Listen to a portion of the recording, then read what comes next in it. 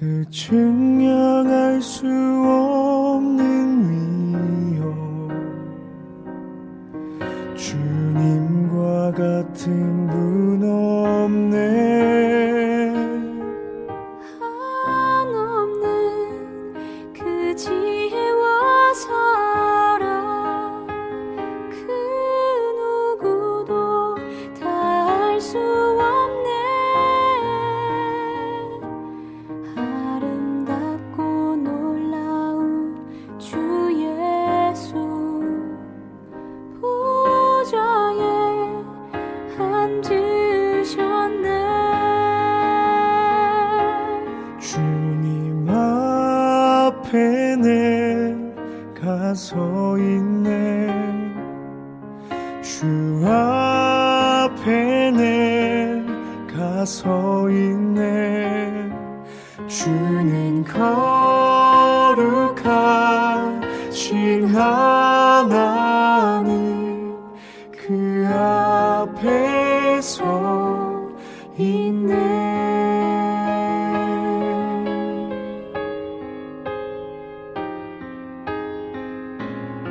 아람 왕의 군대 장관 나아만은 그의 주인 앞에서 크고 존귀한 자니, 이는 여호와께서 전에 그에게 아람을 구원하게 하셨음이라. 그는 큰 용사이나 나병 환자더라. 전에 아람 사람이 떼를 지어 나가서 이스라엘 땅에서 어린 소녀 하나를 사로잡음에 그가 나아만의 아내에게 수종들더니 그의 여주인에게 이르되 우리 주인이 사마리아에 계신 선지자 앞에 계셨으면 좋겠나이다. 그가 그 나병을 고치리다 하는지라. 나아만이 들어가서 그의 주인께 아뢰어 이르되 이스라엘 땅에서 온 소녀의 말이 이러이러하더이다 하니, 아람 왕이 이르되 갈지어다. 이제 내가 이스라엘 왕에게 그를 보내리라 하더라. 나아만이 곧 떠날새 은 10달란트와 금 6,000개와 의복 10벌을 가지고 가서 이스라엘 왕에게 그 글을 전하니, 일렀으되 내가 그 내 신하 나아만을 당신에게 보내오니 이 글이 당신에게 이르거든 당신은 그의 나병을 고쳐 주소서 하였더라. 이스라엘 왕이 그 글을 읽고 자기 옷을 찢으며 이르되 내가 사람을 죽이고 살리는 하나님이냐? 그가 어찌하여 사람을 내게로 보내 그의 나병을 고치라 하느냐? 너희는 깊이 생각하고 저 왕이 틈 타서 나와 더불어 시비하려 함인 줄 알라 하니라. 하나님의 사람 엘리사가 이스라엘 왕이 자기의 옷을 찢었다 함을 듣고 왕에게 보내 이르되 왕이 어찌하여 옷을 찢었나이까? 그 사람을 내게로 오게 하소서. 그가 이스라엘 중에 선지자가 있는 줄을 알리다 하니라. 나아만이 이에 말들과 병거들을 거느리고 이르러 엘리사의 집 문에 서니, 엘리사가 사자를 그에게 보내 이르되 너는 가서 요단강에 몸을 7번 씻으라. 네 살이 회복되어 깨끗하리라 하는지라.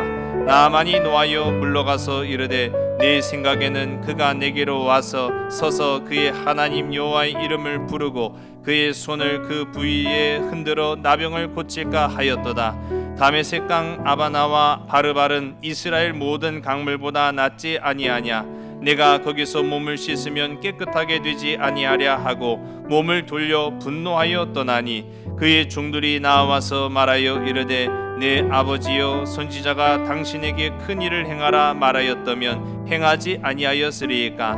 하물며 당신에게 이르기를 씻어 깨끗하게 하라 함이니까 하니, 나아만이 이에 내려가서 하나님의 사람의 말대로 요단강에 7번 몸을 담그니 그의 살이 어린아이의 살같이 회복되어 깨끗하게 되었더라. 아멘. 캐나다 출신의 미국 배우입니다. 이제 출신은 캐나다인데 이제 흥행으로는 미국에서 더 많이 흥행했던, 화면에 보시는 마이클 폭스, 더 정확한 이름은 마이클 제이 폭스라는 사람인데요. 모르셔도 상관은 없어요. 제가 설명을 잠깐 드릴 테니까요.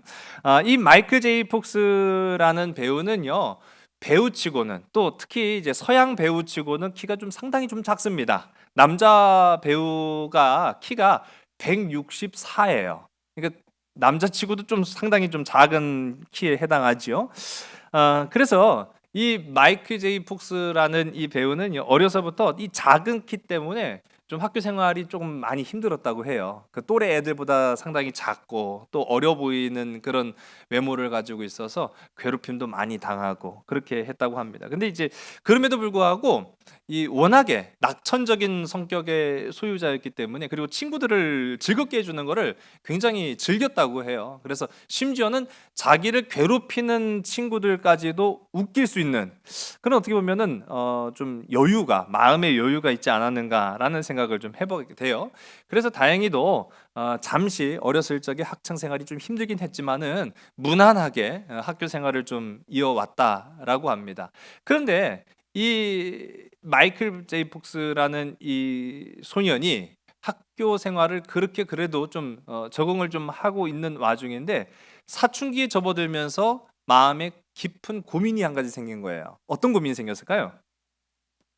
이 또래 아이들이면은 좀 한 번쯤은 생각해 볼 법한 그런 고민인데, 그렇죠. 연애를 하고 싶은데 너무 작은 거예요.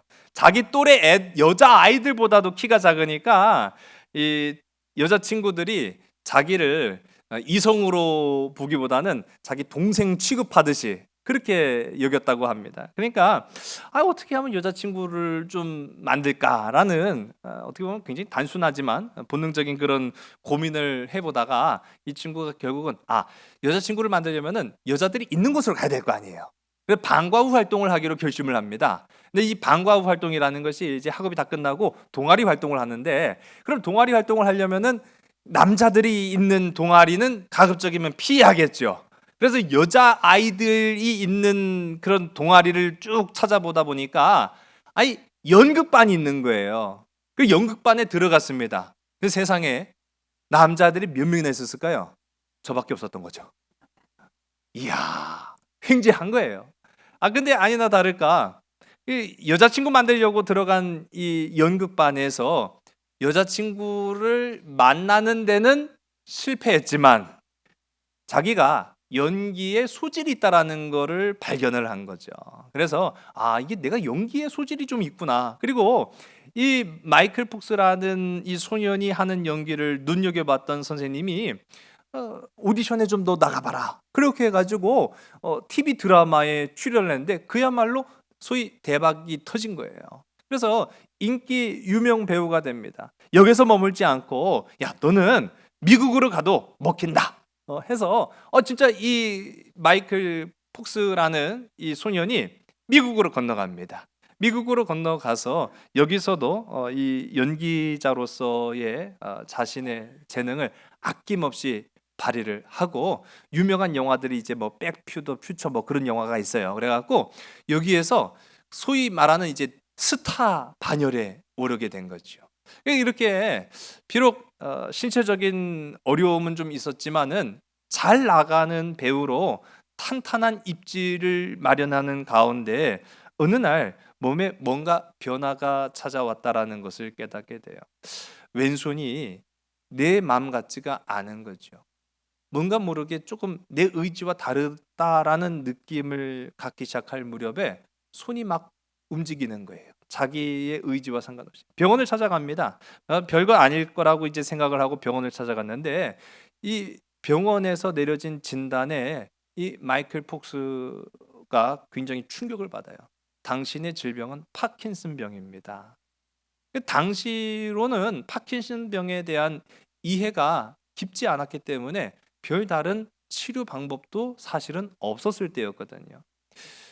충격을 받은 거예요. 아니, 내 나이가 지금 30대도 되지 않았는데 20대인데 무슨 파킨슨병입니까? 라고 했더니 아마도 오래 가지 않아서 몸 전체에 변화가 찾아오고 신체뿐만 아니라 인지 부분에서도 큰 문제가 될 겁니다. 라고 충격적인 선고를 받아요. 깊은 좌절감에 빠지게 된 거죠. 자, 그래서 이 마이클 폭스라는 이 유명 배우는 어느 날 갑자기 내가 치료할 수 없는 질병이 걸렸다는 사실에 큰 충격을 받고 급격히 우울해집니다. 그가 평소에 굉장히 쾌활한 연기 활동을 했는데도 불구하고 이 질병 때문에 더 이상 쾌활한 연기를 못하게 되는 거예요. 위축되고 또 움츠러들기 시작합니다. 가정 생활도 그야말로 파국을 맞기 일보 직전까지 이제 가게 되는 거죠. 그러다가 어쩔 수 없이 야, 이거 내가 이대로는 살 수 없다라는 생각 끝에 이제는 손가락만 문제가 아니라 손 전체, 팔 전체가 막 떨리기 시작하니까 숨길 수가 없는 거예요. 7년 동안 연기 생활을 하면서 감췄는데 더 이상 이걸 감출 수가 없다라고 생각해서 만천하에 알립니다. 제가 사실은 파킨슨병을 앓고 있습니다. 그럼에도 불구하고 내게 주어진 기회에 최선을 다해서 또 연기를 하다가 더 이상 연기를 할 수 없는 그때가 오면은 그만두겠습니다. 그렇게 하고 사람들한테 알렸는데 사람들이요 충격을 받은 거죠. 아니 저 젊은 그리고 더 잘 나가는 배우가 그런 불치의 병에 걸렸다고 하니까 충격을 받은 거예요. 근데 오히려 이 마이클 폭스 배우는요 자신의 질병을 알린 이후에 심적인 안정감이 찾아오는 거예요. 그동안 내가 왜 숨기고 있었을까? 차라리 알렸으면 내 마음이라도 편했을 텐데. 호전이 되기 시작한 겁니다. 그래서 그때부터 이 마이클 폭스는요 자기는 이제 내 인생에 더 이상 연기를 못할 거다라고 생각했는데 그 이후로도 무려 20년을 더 연기 생활을 해요. 올해는 이제 63세라고 알려져 있는데 이 마이클 폭스가 올해 아카데미 시상식에서 평생 공로상을 수상을 합니다. 그러면서 이분이 이렇게 이야기를 해요. 감사하면 누구나 긍정적으로 살 수 있습니다. 제 인생의 원동력, 지금까지 내가 그 질병을 고치진 못했지만은 지금까지도 인생에서 연기의 끈을 놓치지 않고 이어져 왔던 것은 바로 감사였습니다라고 고백을 하더라는 거예요. 여러분, 우리가 감사하다라고 하는 말 참 낯설진 않죠. 특히 우리 그리스도인에게 있어서 감사는 굉장히 친숙한 겁니다. 우리 한번 옆 사람에게 우리 고백해 볼까요? 감사합시다. 시작. 날마다 감사합시다. 할렐루야. 우리에게는요 진짜 이 감사하다라는 말이 참 친숙한 말이기도 하고 낯설지 않은 표현이에요. 그런데 이게 얼마나 좋은지 그리고 얼마나 중요한지를 알면서도 우리 스스로도 사실은 이거를 놓치고 살아갈 때가 참 많습니다. 감사하지 않다는 건 아니지만 감사를 고백하지 않고 우리가 하루하루를 살 때가 참 많아요. 어쩌면 바쁘고 힘든 우리의 모든 삶 속에 감사라는 감정이 사치처럼 여겨져서 나중에 아껴놨다가 해야지 라고 묵혀놨다가 그만 잊어버리고 마는지도 모르는 것 같아요. 요즘 제가 뭐 많은 TV 방송을 보는 건 아닙니다만 이따금 신문도 보고 뉴스도 보고 그렇게 찾아보다 보면은 참 피곤한 시대구나라는 생각을 해보게 돼요. 애 어른 할 것 없이 다 피곤한 거예요. 아이들은 아이들 나름대로 인생이 참 피곤하다고 말합니다. 또 중년에 접어든 사람들도 중년에 접어든 사람들대로 또 나이든 연세 있는 분들도 연세 있는 분들대로 피곤한 인생을 산다고 이야기를 해요. 뭐 가령 가장 왕성한 활동을 해야 될 30대, 40대 가장들의 경우에도 보면은 그렇게 힘들게 세상 일을 하고 집으로 돌아오면은 야, 오늘도 내가 이렇게 열심히 살았으니 참 보람된 인생이지 않는가라는 생각보다는 야, 사는 게 이렇게도 피곤할 수 있나라는 생각을 더 많이 그리고 더 우선적으로 갖는다라고 하는 그런 이야기들을 보게 돼요. 어떻게 보면은 감사보다는 피곤이, 행복보다는 짜증이 앞선 그런 인생을 우리는 지금 이 시간 살아가고 있는데, 그런데 성경은 우리에게 무엇라고 말하고 있습니까? 감사하라고 이야기하고 있거든요. 여러분, 행복한 자만이 감사한 것인가? 라는 물음을 해보게 돼요. 나는 행복하지 않으니까 아직 감사할 때가 아닙니다. 여러분, 성경은 그 어디에도 너 행복하니 지금 감사해라 라고 말하지 않습니다. 감사하라라고 먼저 선포하고 있습니다. 감사는 선포라는 사실을 기억하시기 바랍니다. 여러분의 입술을 통해서 감사합니다, 감사합시다, 나는 매일 감사의 삶을 살아갑니다라고 선포할 때 하나님께서 행복의 삶을 채워주시는 줄로 믿으신 여러분 되시기 바랍니다. 오늘 그래서 우리는 이 감사에 대한 절기인 이 맥추절을 지내고 있다라는 거예요. 오늘 우리가 함께 읽지 않았습니다만은 이 맥추절이 나와 있는 본문이죠. 출애굽기 23장 16절의 말씀인데요. 우리 화면을 보시고 함께 읽습니다. 시작. 맥추절을 지키라. 이는 내가 수고하여 밭에 뿌린 것의 첫 열매를 거둠이니라. 수장절을 지키라. 이는 내가 수고하여 이룬 것을 연말에 밭에서부터 거두어 저장함이니라. 아멘. 오늘 제가 중고등부 아이들하고도 이제 말씀을 함께 나누면서 너희들 교회 학교에서부터 중고등부에 이르기까지 적어도 한 7년 이상은 맥주절을 1년에 한 번씩은 꼭 들었고 그 의미도 한번 되새겨봤기 때문에 아니라고 했더니 잘 모르겠다는 거예요. 그래서 표정이 멀뚱멀뚱해요. 그래서 그렇지. 자, 그러면서 한자로 우리가 표기되었기 때문에 이해하기는 그렇게 크게 어렵지 않습니다. 보리 맥자에 추수할 추자니까 보리를 추수하여 하나님 앞에 감사 예물을 드린다라는 것이 이 이름상의 의미고, 더 나아가서는 첫 열매를 하나님 앞에 드린다. 그 첫 수확의 기쁨과 감사를 하나님 앞에 드린다라는 의미를 담고 있는 것이 오늘 우리가 지키는 이 맥주절입니다. 자, 근데 이 근거가 되는 출애굽기, 제가 요즘 이제 출애굽기 강해를 함께 하고 있습니다만은 출애굽의 이 근거를 두고 있다라는 것이 굉장히 중요한 포인트예요. 왜냐하면은 출애굽한 이스라엘 백성들한테는요, 이 맥추절이 가지고 있는 의미가 굉장히 중요했기 때문인 겁니다. 여러분, 수확은 어디에서 납니다. 어느 시대에서 납니다. 누구나 합니다. 그런데 그 수확을 하는 것은 다 똑같지만 다 똑같은 의미를 가지고 있는 것은 아니라는 거예요. 애굽 안에서 머물며 살아갔던 이스라엘 백성들이 거두어들인 그 수확은 거의 대부분을 누구에게 드리는 데 써야만 했습니까? 그렇죠. 바로와 위종자들. 애굽의 물건이에요. 애굽의 소유예요. 땅은 물론 대여를 했을 수는 있겠지만은 그 땅에서 난 소출의 소유권은 사실은 애굽의 주인인 바로의 것이었습니다. 그래서 제가 요즘 이제 출애굽기 말씀을 함께 나누면서도 이 출애굽기는 정체성의 이야기라고 말씀드렸어요. 그러니까 단순한 역사 이야기가 아니라 너는 바로의 백성이냐, 너는 세상의 백성이냐, 아니면 너는 하나님의 백성이냐 라고 하는 것에 대한 물음을 던지고 있는 거거든요. 그러니까 그동안의 이스라엘 백성들은 자신들이 해마다 땀 흘려 일한 것에 대한 그 소학을 거두어 드렸을 때 주인, 즉 바로의 것과 위종자들의 것을 제한 나머지가 자신의 소유가 될 수 있었던 겁니다. 그러니 상당 부분을 거의 빼앗기다시피 했던 거죠. 내가 열심히 일하였지만, 우리가 또 직장 생활하시는 분들은 아시죠? 세전 세후가 얼마나 큰지 그런 느낌을 딱 받는 거예요.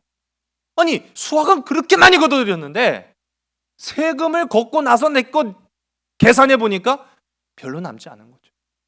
그러나 출애굽한 이후의 백성들에게도 땀 흘려 일해 수확을 하는 이 수확의 과정은 크게 다르지 않았습니다. 그러나 결과가 달랐다는 거죠.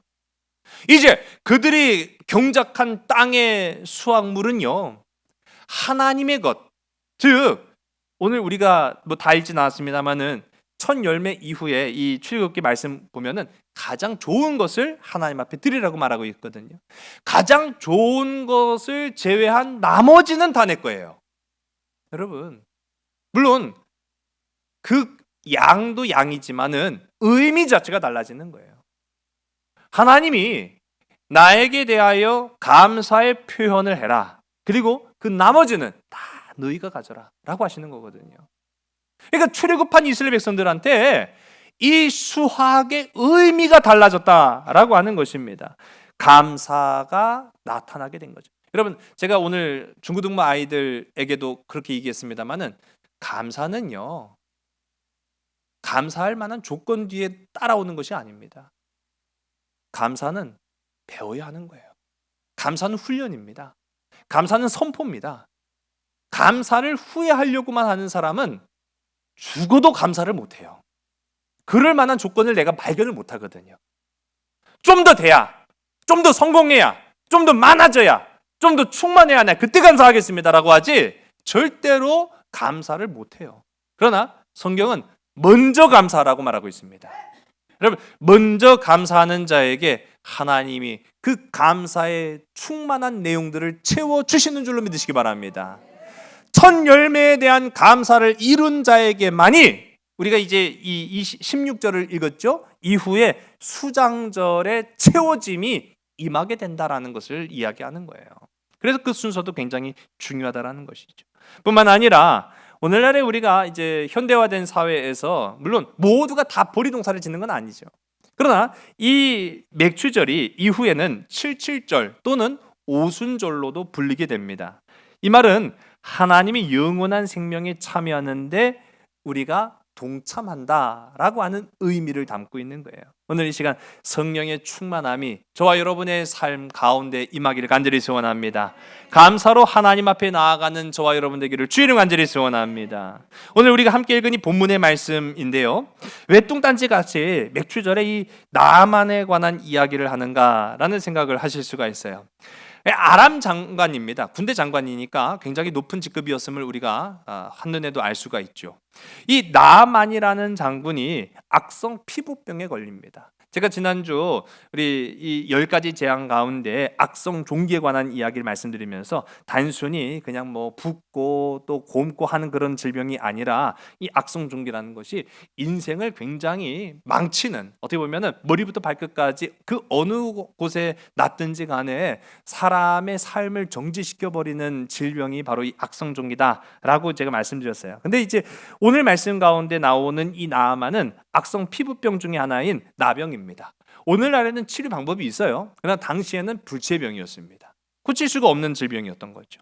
자, 그런 이 질병에 걸렸던 나아만이 근데 어느 날 전혀 엉뚱한 곳에서 답을 찾아가기 시작하는 거죠. 실마리를 풀어갑니다. 바로 이스라엘에서 잡아왔던 한 소녀, 종인 거예요. 이 종으로부터 이야기를 듣기를, 우리 동네에 선지자를 만나면 주인님이 고쳐질 텐데, 그런 얘기를 하는 거죠. 그 누구냐 했더니 엘리사라는 거예요. 어디 있느냐 했더니 사마리아에 있다는 거죠.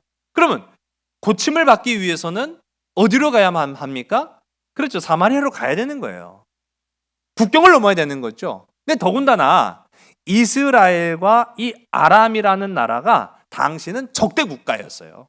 적대적인 그런 관계 속에 있는데 자기 병을 치료하기 위해서 국경을 넘어서 이스라엘까지 간다? 이건 상당히 어려운 부분입니다. 그렇기 때문에 이 나아만이 그래도 군인이고 이 상하 관계가 분명한 엄격한 군대이기 때문에 보고를 해요. 누구한테 보고합니까? 자기 주인인 왕, 아람 왕 벤하닷에게 보고를 해요. 임금님, 이러이러해서 이 소녀가 하는 말을 제가 들어보니까 치료 방법이 이스라엘에 있다고 합니다. 어떻게 할까요? 근데 어떻게 보면은, 지금 네 하나 살겠다고 지금 국가의 대소사를 논할 정도로 큰 문제를 만들 필요가 있냐? 그러면 안 돼. 그럴 수도 있죠. 근데 얼마나 이 나아만이라는 장군이 왕에게 있어서도 소중한 사람이었는가라고 하는 그런 대목을 우리가 알 수 있는 거예요. 가라는 거예요. 어느 정도냐면은 내가 친히 편지 써줄게.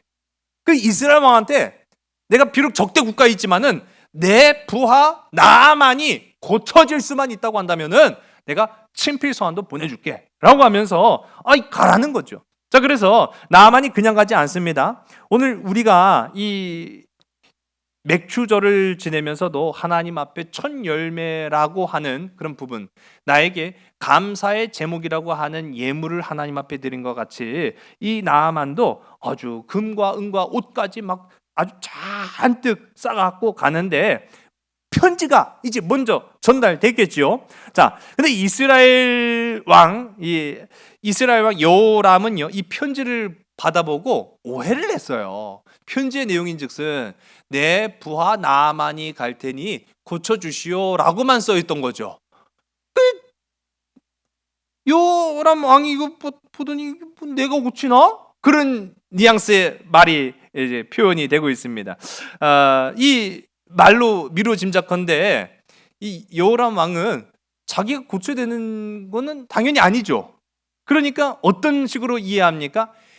저놈들이 진짜 야가 빠진 놈들이네. 전쟁을 일으키고 싶으니까 별의별 근거를 다 만드는 거예요. 아니 어차피 사람을 죽이고 살리고 하는 거는 나에게 달려있는 거 아닌데 나보고 고치라고 하니 나 못 고칠 거 아니에요. 그러면 야, 내 부하도 못 고쳐? 이것들 내가 가만두지 않겠다라고 밀고 내려오면은 어쩔 수 없이 싸워야 되는 그런 상황. 아이고야, 이제 우리 큰일 났다 하면서 옷을 찢고 난리 부르스를 친 거죠. 근데 이거를 누가 전해 듣습니까? 선지자 엘리사가 전해 들은 거예요. 이 엘리사 전했더니 왕 왜 저런디야? 그런 표현이에요. 예. 나한테 나오라 그래. 아니 저 임금님 조금 모자라네. 그 편지를 보면 모르겠는가? 왕이 고쳐주나? 하나님이 고쳐주시지. 할렐루야. 여러분, 우리의 고백이 되길 간절히 소원합니다. 여러분, 세상이 고쳐줍니까? 세상이 해결해 줍니까? 사람이 해결해 줍니까? 하나님이 해결해 주시는 줄로 믿으시기 바랍니다. 우리의 모든 삶도 마찬가지였거든요. 아니 나만이 그래서 오라고 하니 가요. 이 엘리사 집 앞까지 도착을 합니다. 그런데 문제는 뭐냐면 엘리사가 직접 나오지도 아니하고 사람을 통해서 대신 이야기를 전한 거죠. 오늘 우리가 함께 읽은 본문 10절의 말씀을 읽습니다. 시작. 엘리사가 사자를 그에게 보내 이르되 너는 가서 요단강에 몸을 7번 씻으라. 네 살이 회복되어 깨끗하리라 하는지라. 아멘. 아니 7번 씻으라는 거예요. 요단강에 가서. 여러분, 제가 전에도 잠깐 제가 수요예배 때 드렸던 말씀인 것 같은데 요단강 가봤어요. 요단강 가봤더니 제가 생각했던 요단강이 아니더라고요. 똥물이 흘러가는데요. 세상에 거기다 발 담그고 싶지 않대요. 예? 근데 어떻게 해요? 평생에 몇 번을 갈지 알 수 없으니까 어쨌든 다리 걷고 거기로 들어갔는데 아유 물이요, 흙탕물이에요. 별것도 아니고요. 좁기는 왜 이렇게 좁은지. 거기에 수없이 많은 순례객들이 와가지고 발 한 번씩 다 담궜으니 아니 그 사람들이 발 깨끗했겠어요? 무좀 걸린 발도 있었을 것이고 안 씻은 발도 있었을 것이고 그 발에 뭐 좋다고 어떤 분들은 막 세수도 하고 있는데 표정이 제가 별로 좋지 않았어요. 그래가지고 그래갖고 어쨌든 간에 요단강에 발을 담그긴 했는데 제가 그러면서 생각한 거예요. 야, 나아만은 목욕까지 했으니 참 가관이 아니었겠다. 저는 그런 생각을 하면서 나아만도 크게 다르지 않았던 거예요. 야, 그게 다야? 그게 다야? 아니 직접 나와서 무슨 뭐 요술을 부리든지 막 구슬 하든지 막 부위에다가 뭐 어떻게 하든 뭘 하든지 간에 그렇게 해서 치료해주면 내가 그 이해하겠는데 이게 뭐냐? 자, 우리 11절의 말씀 보니까 이 나만의 감정이 느껴집니다. 함께 했습니다. 시작. 나만이 노하여 물러가서 이르되 내 생각에는 그가 내게로 나와서 그의 하나님 여호와의 이름을 부르고 그의 손을 그 부위 위에 흔들어 나병을 고칠까 하였도다. 아멘. 한마디로 화가 난 거예요. 야, 우리 동네 뭐 목욕탕 없는 줄 알아? 여기까지 와서 보니까 이 흙탕물 똥물에다 내가 몸을 씻으라고? 내가 그 짓 하려고 내가 금 입고 음이고 옷이고 그냥 왕한테 가서 보고도 하고 내 적대 국가에 들어가갖고 내가 지금 이 수모를 당하려고 여기 왔는 줄 알아? 와, 이거 내 화가 나네. 그래갖고 몸을 돌려 가려고 했어요. 진짜 몸을 돌려 가려고 하는 그 찰나에 종들이 말린 거죠. 참 감사합니다. 여러분, 그래서요. 우리가 이 말씀을 보면서 우리 믿음의 주변에 우리 믿음의 사람이 있기를 간절히 소원합니다. 내 삶의 곁에요. 세상 사람이 있었다면 그려 너 미쳤어. 거기를 못 들어가. 돈 갖고 말이야. 정성 갖고 말이야. 열정 갖고 말이야. 그럴 돈이고 정성이고 열정이고 힘이 있으면은 네 몸이나 잘 닦어. 그렇게 했을 텐데 그 주변에 있던 사람들이요. 아이고 주인님, 그래도 여기까지 왔는데요. 아니 설령 뭐 선지자가 헛소리 했겠습니까? 한번 믿어보시죠. 그렇게 한 거예요. 믿어보라는 거죠. 간청을 합니다. 자, 그렇게 해서 몸을 7번 담그죠. 우리 14절의 말씀을 읽습니다. 시작. 나아만이 이에 내려가서 하나님의 사람의 말대로 요단강에 7번 몸을 담그니 그의 살이 어린 아이의 살같이 회복되어 깨끗하게 되었더라. 아멘. 할렐루야. 여러분, 저는요 오늘 이 말씀을 맥주절에 적용해 보려고 합니다. 여러분의 삶에도 한번 적용해 보시기 바랍니다. 저는 이 7번 몸을 담궜다, 나만이 할 수 없이 순종했다라고 하는 그 표현이 바로 감사라고 생각해요. 여러분, 감사하시겠습니까? 라고 했을 때 물론 하겠다고는 하면서도 내 삶에 감사할 일이 있어야 감사하죠. 감사할 조건이 있어야 감사하죠. 그래 하나님은요 감사를 선포하라는 거예요. 감사하고 시작하라는 거예요. 그게 돼야 말입니까? 될 수가 없는 상황이잖아요. 마치 요단강 물에 몸을 7번 담그라고 한 것처럼 감사가 돼야 감사를 하죠. 그렇게 이야기한단 말이죠. 그러나 오늘 이 말씀을 통해서 보면은 그렇게 하라는 겁니다. 우리 한번 따라해 보겠습니다. 감사에 답이 있습니다. 굉장히 뻔한 말 같죠? 아닙니다. 그렇지 않습니다. 성경 가운데에는요, 감사하라고 하는 표현이 180번이 넘게 있어요. 특히 감사하라라고 직접 언급한 표현도 36번 등장하고 있습니다. 오늘 우리가 함께 읽은 이 말씀 속에 나만의 7번의 그 순종은요, 하루 7번의 감사의 표현이라고 생각하시면 됩니다. 그러면 하루 7번 감사해 보셨습니까? 여러분의 입술을 통해서 정말 감사합니다, 진짜 감사합니다라고 여러분 하루 7번 표현해 보셨습니까? 여러분 7번의 감사가 그의 병을 치료하였는 줄로 믿으시기 바랍니다. 그러니까 우리가 알 수 있는 행복한 자가 감사한 것이 아니라 감사한 자가 행복한 삶을 살게 된다는 사실이에요. 앞서도 제가 그 미국의 배우 이 마이클 푹소의 이야기를 하면서 감사하면 누구나 긍정적으로 살아갈 수 있습니다 라고 고백을 했는데, 저는 여기서 더 나아가야 된다고 생각하는 거예요. 여러분 우리는요 어떻게 될까요? 믿음의 사람들은요, 하나님께 감사하면 문제를 해결받을 수 있습니다. 하나님께 감사하면 구원받은 기쁨으로 살 수 있습니다. 하나님께 회개하면 알 수 없는 내일의 미래가 확연해지는 천국의 삶으로 변화될 수 있다는 사실입니다. 오늘 그러한 첫 열매를 하나님 앞에 드리는 귀하고 아름다운 맥주절, 감사의 선포로 삶을 아름답게 풍성하게 가꾸는 맥주절이 다 되시기를 주의 이름으로 간절히 소원합니다. 기도하시겠습니다. 하나님 아버지, 감사합니다. 7번의 순종을 통해서 병을 고침받았던 나아만처럼 우리도 7번의 감사를 통하여서 우리의 삶에 해결되지 못했던 문제가 해결받기를 간절히 소원합니다. 해결되지 못했던 우리의 걸음이 해결받기를 간절히 소원합니다. 해결되지 못했던 우리의 육신의 질병이 해결받기를 간절히 소원합니다. 해결받지 못하였던 우리의 경제적 어려움이 해결받기를 간절히 소원합니다. 아버지 하나님, 감사로 말미암아 이 반년을 살아왔던 것처럼 남은 반년도 감사의 역사가 우리의 삶에 끊어지지 않도록 주께서 늘 함께하여 주시옵소서. 모든 것을 주께 온전히 의탁하오며 참사랑 되시는 나사렛 예수 그리스도 이름으로 감사하며 간절히 기도드렸사옵나이다. 아멘. 아름답고 놀라운 주 예수, 말로 할 수 없네. 그 증량할 수 없는 위엄, 주님과 같은 분 없네. 한없는 그 지혜와 사랑, 그 누구도 다 할 수 없네.